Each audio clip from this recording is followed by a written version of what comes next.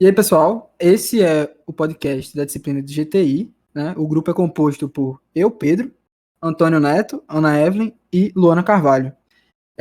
Quem vai apresentar hoje, né? A gente vai discutir um pouco algumas ideias sobre neurotecnologia, né? Esse é o nosso tema. Como eu falei, eu me chamo Pedro e eu tenho medo do chip do diabo. Pode se apresentar aí, Neto. Bom, meu nome é Antônio Neto e, assim como o Pedro, eu também tenho medo do chip do diabo e o que ele pode me influenciar a fazer a partir do momento que ele está instalado em minha cabeça. Isso aí. Agora, brincadeiras à parte, né? A gente vai falar um pouco sobre tudo aquilo que tange as interfaces cérebro-máquina, né? Então, essa parte de neurotecnologia, ela é possivelmente, né, uma próxima revolução tecnológica, podemos dizer assim, né? E a gente vai tentar trazer um pouco esse conteúdo para vocês de uma maneira que seja possível de entender, porque é um assunto bem complexo, falando por mim, né? Eu realmente tive um pouco de dificuldade de entender as questões médicas relacionadas a isso, beleza? Primeira pauta que eu queria trazer tá, beleza, mas os caras estão falando de botar chip na nossa cabeça. E aí, como é que isso funciona, sabe? Qual que é o fundamento de ter um chip na nossa cabeça? Tipo, qual que é a parada? Basicamente, né, vamos trazer aqui o que, de uma maneira muito simples, né? A interface cérebro-máquina é toda aquela interface entre o cérebro e qualquer parte tecnológica, parte mecânica, vamos dizer assim, né? Então, quando a gente aproxima muito isso, aí é que vem realmente a questão de ter implantes cerebrais para poder fazer diversas coisas, né? Como, por exemplo, utilizar sinapses nervosas e você transformar isso em informação digital, vamos dizer assim. Aí, Neto, tu pode me cortar a qualquer momento, viu? De Se boa, você pode quiser aí. continuar. Beleza. E esses implantes, né? Eles funcionam muitas vezes de uma maneira que é o seguinte: como no nosso cérebro as sinapses nervosas elas também são impulsos elétricos, toda a questão dos implantes cerebrais é voltada a entender esses impulsos, onde eles acontecem, o que gera esses impulsos, como processar essas informações e o output, né? E para onde isso vai levar, né? Que pode ser algo como uma informação de retorno para o próprio cérebro, pode ser uma informação também, algo para fora, né? Como, por exemplo, acho que uma questão muito clássica que a gente sempre, pelo menos falando por mim assim, sempre sonhou tá, e se eu controlar essas coisas com a mente, né? Acho que essa é a grande questão. Acho que quando a gente tem essa interface cérebro-máquina e a gente tem tecnologias atuais sendo envolvidas nisso, a gente pensa em infinitas possibilidades do nosso cotidiano, infinitas possibilidades tecnológicas que vão fazer com que o nosso cérebro comece a ser realmente quem toma de conta, sabe? Quem dá o controle. Me lembra um pouco o episódio dos Simpsons e o Bart compra um chip, coloca na cabeça, meio que trazendo para a realidade da gente hoje é como se ele acessasse a rede social, piscando o olho, a interface passando em frente aos olhos dele, só que assim, é só para ele, né? Não para quem o vê de fora. É bem bizarro, assim, cara. É bem, bem estranho. Mas Sim, sim. pode É, sim ter seus e, benefícios e malefícios. pois é, e assim, é uma coisa que não é algo tão distante para a tecnologia que a gente tem hoje, vamos dizer assim. Tem muitos estudos, isso é algo que já vem sendo estudado há muito tempo, sabe?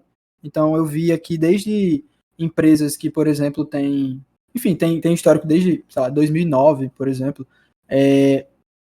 até, enfim, né? Acho que desde antes disso mesmo já existiam estudos relacionados a isso, né? Por exemplo, é dito, né, que essas interfaces cérebro-máquina, vamos dizer assim, desde a década de 60 já existem vários estudos relacionados a justamente o mapeamento dessas, dessas, porra, como é que fala? Funcionalidades? Não tô entendendo. Não, dessas, mapeamento das atividades do cérebro. Tá, vou refazer a frase que eu falei. Desde 1960, mais ou menos, já existem, né, vários estudos de mapeamento dessas atividades do cérebro e de uma forma de controlar ações, né, vamos dizer assim, ações mecânicas, ações elétricas, conforme as sinapses do cérebro, né. Então, por exemplo, a gente tem estudos em animais, né, desde a década de 70 e etc. E hoje em dia a gente vê esses estudos se expandindo justamente para humanos, né. Por exemplo, enfim, a gente tem o Blind Sight, né? Que é o chip lá da. Porra, como é que é o nome da empresa? A da Neuralink, é verdade. É do Elon Musk? É. E a gente tem até hoje em dia, por exemplo, o Blindsight, né, que é o chip da Neuralink, né, a empresa do Elon Musk, que tem essa promessa aí de trazer visão para pessoas cegas. Sabia disso, Neto? Sabia Eu dessa vi. parada? O que eu tinha visto era da mesma empresa.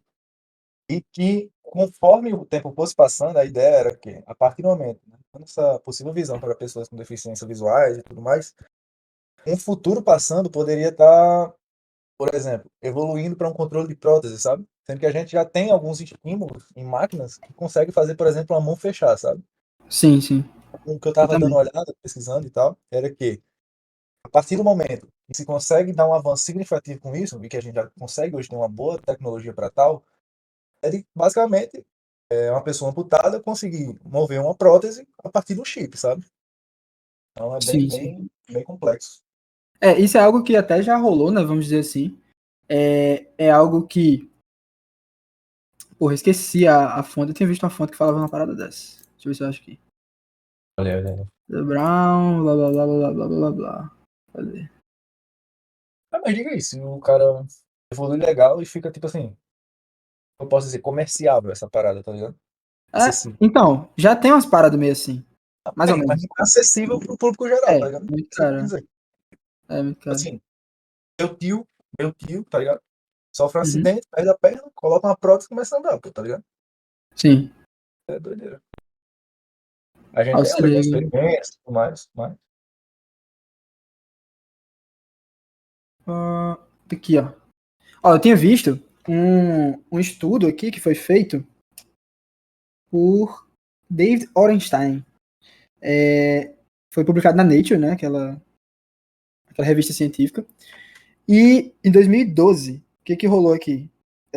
Ó, tá vendo? Em 2012, há 12 anos atrás, já tinha estudo relacionado ao quê? Duas pessoas tetraplégicas, né, foram possibilitadas de pegar objetos, né, usando braços robóticos, né, que eram controlados com atividade cerebral. Então é uma parada muito tipo, isso pode escalar, né, para uma coisa muito real, né, como você falou, tipo assim, pode ser algo que vire cotidiano. O próprio Neuralink do Elon Musk, né, o chip, ele tem justamente essa ideia, né, de tipo de poder ser colocado em pessoas comuns, né, qualquer pessoa, e ele quer juntar essa tecnologia com o nosso cérebro, juntar isso com inteligência artificial também, por exemplo, e aumentar a nossa capacidade, sabe? Por exemplo, essa questão do blind sight, a ideia, né, e aí a coisa que ele vendeu, vamos dizer assim, é que iria curar a visão, sabe?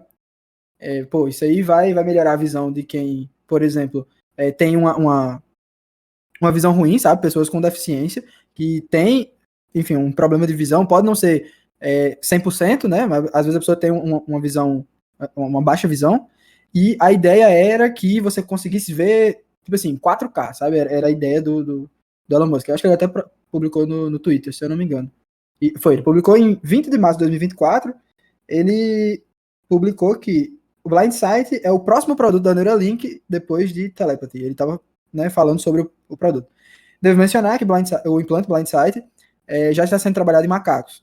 A resolução será baixa de início, né, como os gráficos de Nintendo antigo, mas deve ser melhor do que a visão normal do humano, enfim, ao longo do tempo, né?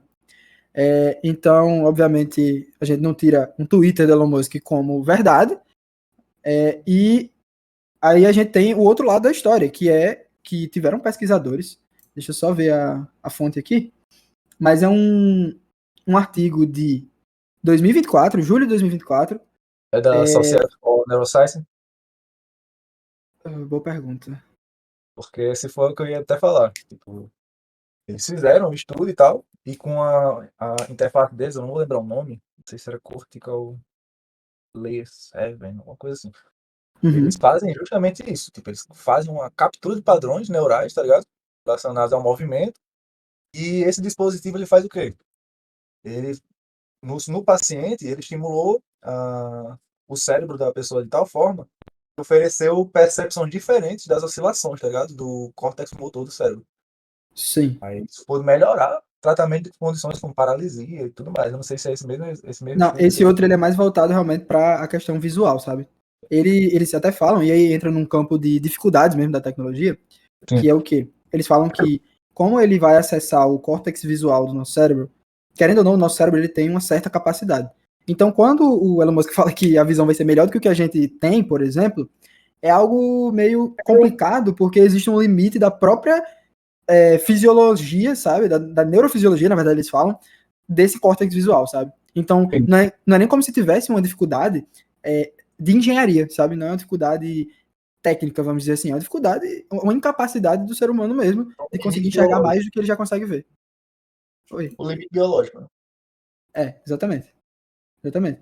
E isso entra em outro detalhe, que é o seguinte: um dos principais desafios para essa tecnologia, pelo que eu vi, né, enfim, em várias fontes, é o fato de é muito difícil interpretar o cérebro. Então, entender o cérebro, mapear as atividades cerebrais é mais difícil do que a gente fazer um chip, do que a gente fazer um chip que é, por exemplo, biocompatível, apesar que isso também é uma dificuldade. Mas a parte mais difícil é realmente o processamento dos dados, sabe? É a captação e processamento dos dados que é o grande problema, sabe? Sim, porque, tipo assim, é o chip e ele vai processar os dados que o meu cérebro tá, meu sistema nervoso está gerando, né? Então, isso é jogado em um algoritmo. Como é que eu vou Isso. garantir que esse algoritmo está traduzindo fielmente o que o sistema nervoso está tentando passar e assim por diante? E Realmente é um... até para entender os padrões do próprio cérebro, sabe? Por exemplo, quando eu enxergo uma coisa de um jeito, por exemplo, quando eu enxergo uma coisa que eu gosto, meu cérebro reage de uma maneira. Quando eu enxergo uma coisa que eu não gosto, meu cérebro reage de outra maneira. Quando eu quero fazer alguma coisa específica, meu cérebro reage de uma maneira. Então, todos esses padrões do ser humano, e que são muito complexos, vamos dizer assim, né? Eles levam muito tempo.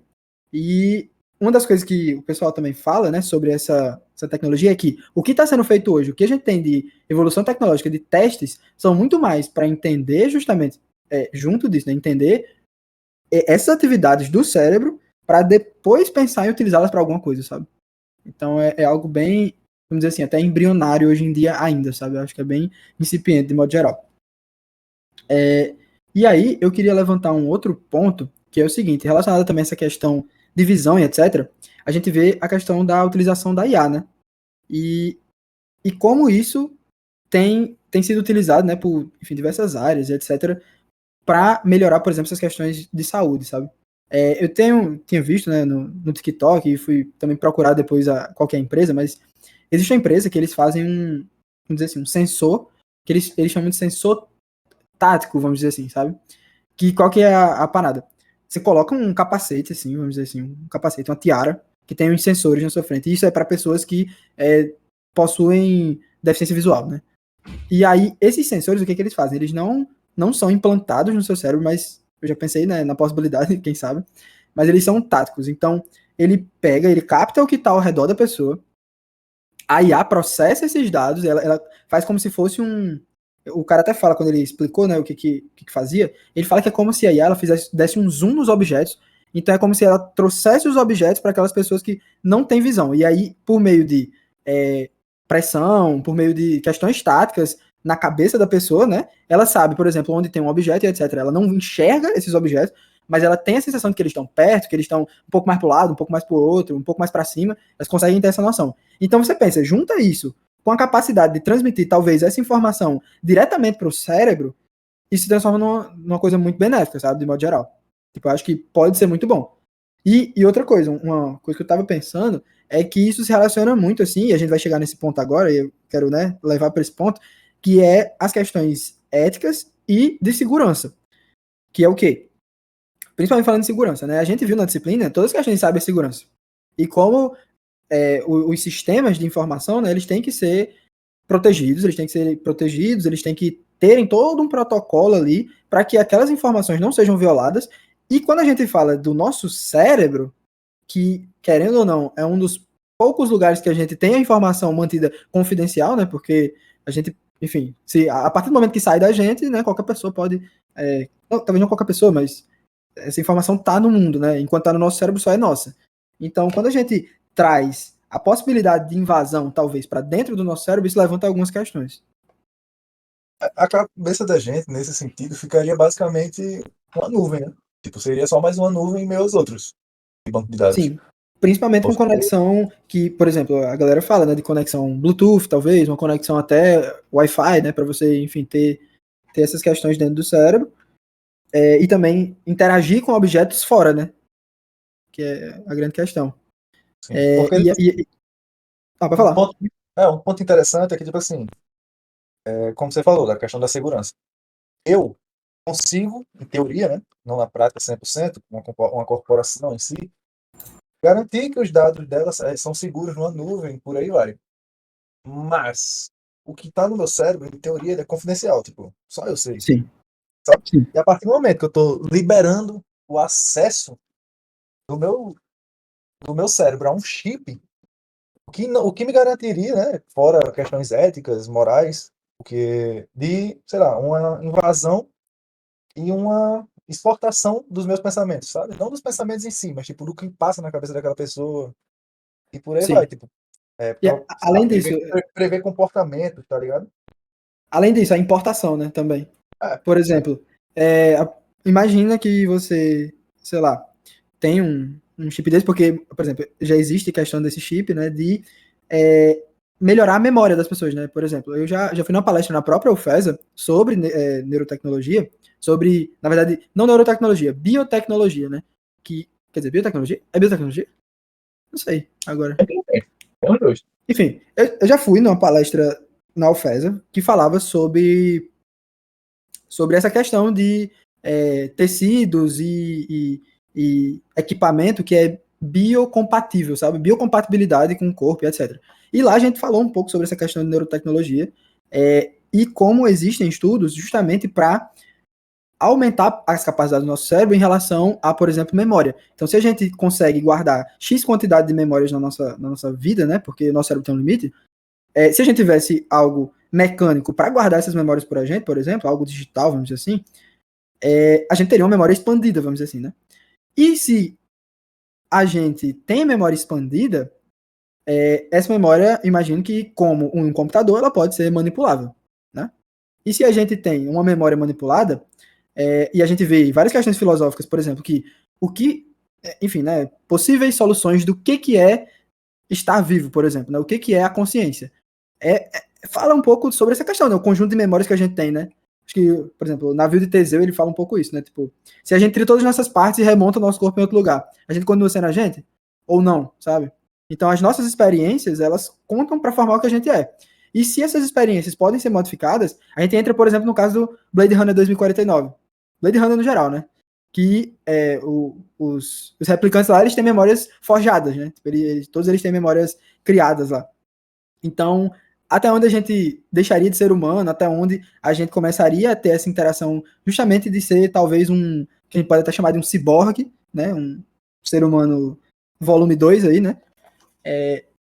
Enfim, né? Acho que acho que eu viajei um pouco, mas é algo a se pensar, né? Porque eu acho que tange essa questão ética, tange essa questão filosófica do que é ser humano quando a gente ultrapassa a barreira do humano e começa a olhar para o homo máquina, né? Acho Eu não meio acho que você bizarro. tenha viajado tanto, não, porque tipo, a gente tá beirando ficção, né? E tudo bem. Tipo Sim, assim, é basicamente assim, o que eu vou garantir, como eu vou garantir que a minha memória é minha, sabe? Tipo sim, assim, eu tô exatamente. tendo aqui sei lá, um déjà vu, né? Aquela sensação que a gente tem. Beleza, eu sei que eu tô tendo um déjà vu. Mas, vamos lá. Se eu tiver, se na minha cabeça eu lembrar que quando eu era criança eu passei por uma situação e tudo mais, e não obrigatoriamente eu posso ter passado por ela. Sim. Eu acho que esse é o principal ponto dessa questão. Da parte de E, importar uma memória que não é sua e tudo mais. Eu acho bem. e digo mais, assim, quando a gente se trata do cérebro, né? O cérebro, ele faz o processamento das informações dos sentidos que a gente tem, né? Então, quando a gente pensa no que é a realidade, né? Vamos dizer assim, é basicamente o que a gente percebe, né? É a percepção de mundo. Então, se a gente consegue alterar essa percepção de mundo, a gente altera a realidade. E aí eu fico pensando numa parada. E pensa, empresas privadas têm o domínio dessa tecnologia E empresas privadas fazem propagandas, por exemplo. Imagina tu tá lá, dormindo, e aí do nada a galera passa uma propaganda lá no seu sonho. Tipo, é bizarro, sabe? Tá ligado? É É bem aquele bizarro. divertidamente que a Aham, Riley tem para aquela memória daquela propaganda, prepotente bem, alguma coisa assim. aham. Me lembra bastante isso. E é realmente, tipo assim, aqui, aqui, aqui, que ponto a pessoa que vai estar submetendo-se ao chip, até que ponto ela está disposta a passar por essa experiência, tá ligado? Tipo assim, é isso Sim, aí que você tá falando. Eu tô numa aula de GTI e do nada a gente tem essa sensação pelo celular, né? Tipo, eu tô aqui com o celular e falo, eu queria tanto comprar um smartphone. Aí no outro dia aparece uma propaganda de smartphone. Aí a gente sim, tá na aula de GTI e do nada começa a passar uma propaganda de, sei lá, de novos prompts pro chat GPT. Sabe? exatamente. Pois é, Então é exatamente. bem antiético uma coisa dessa acontecer. Mas a gente também não sabe a que ponto isso seria liberado, né? Acredito que esperaria que zero. Mas também não consigo duvidar. É algo que, assim,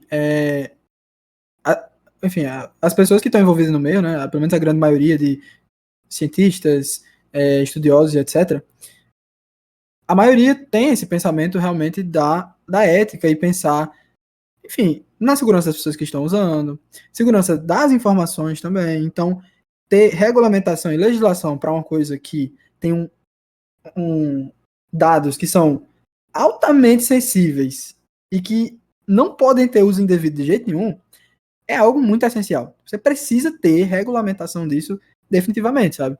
Porque, enfim, você pode ter, pode acabar com vidas por certas informações que podem, enfim, sair, né, dessa questão. Sim, com Mas, certeza. Um ponto enfim, né? interessante também, que é meio que o contraponto disso, será o lado positivo, né? A gente, vamos lá, uma criança com um chip, certo? Se Uhum, você tem esse dado acompanhando, sei lá, por um psicólogo, o psicólogo poderia constatar ali um psicopata, por exemplo, a partir talvez. do comportamento cerebral, tá ligado? É, Mas, é, ao meu ver, o benefício é muito pequeno em relação aos possíveis malefícios, tá ligado? sim, entendo.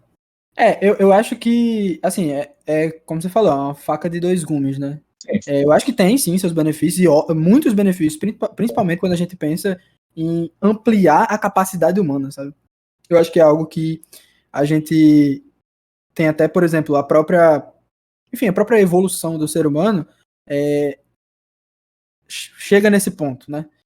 Mas existem também vários outros pontos negativos, vamos dizer assim, pontos de desafio, né, a ser vencidos, eu acho que talvez até como sociedade, né, algo que necessita talvez de um rearranjo social para que coisas como essa sejam possíveis, por exemplo, sabe? Mas é isso. Aí eu basicamente, assim, acho que eu já falei o que tinha de falar, eu acho que tá bom, tipo, já vai bater umas meia hora. Não sei se você tem mais alguma coisa, né? Vai Eu bater meia estou hora. lado, meu querido. Tá, então eu vou fechar aqui. Beleza. Vai encerrar. É, vou encerrar. Aham, vou encerrar. Bom, então, eu particularmente tenho essa visão, né? Eu acho que sim, é uma faca de dois gumes, eu acho que tem questões positivas, negativas, tem muita visão realista sobre essas próteses, com limitações, mas também existe um certo potencial, que aí é o que a gente chegou. A gente beira realmente a ficção científica em certas coisas. Eu acho que realmente. Porra, eu vou me repetir, né? Calma aí, acho que eu falei meio errado isso. Mas enfim, vamos lá agora. Bom, é como eu falei, né? Realmente é uma faca de dois gumes, né? Eu acho que existem pontos que são muito positivos, existem pontos que são bem negativos. Acho que a gente, como sociedade, tem que pensar numa maneira disso virar uma realidade, porque pode sim ser uma nova revolução tecnológica, vamos dizer assim, né? Como foi, por exemplo, o computador, como foi o celular, principalmente. O celular foi uma das maiores revoluções tecnológicas. E existem sim também um lado realista da coisa, né? Um lado que a gente olha as limitações técnicas e etc. E também existe o lado que a gente pode levar para a ficção científica, né? De modo geral. E aí eu tenho uma pergunta só para a gente fechar aqui, que é, para você que está escutando esse podcast agora, quais seriam esses benefícios E quais você acredita que são os principais desafios de integrar essa tecnologia na sua vida diária, etc. Que a gente acabou não falando aqui, e aí você pode complementar e a gente, enfim, né, construir essa discussão de modo geral. É isso, obrigado. Esse foi o programa. Se Neto quiser falar alguma coisa, esse é o espaço. Deixem os comentários de vocês nos comentários aqui do YouTube. Valeu! Tchau, tchau.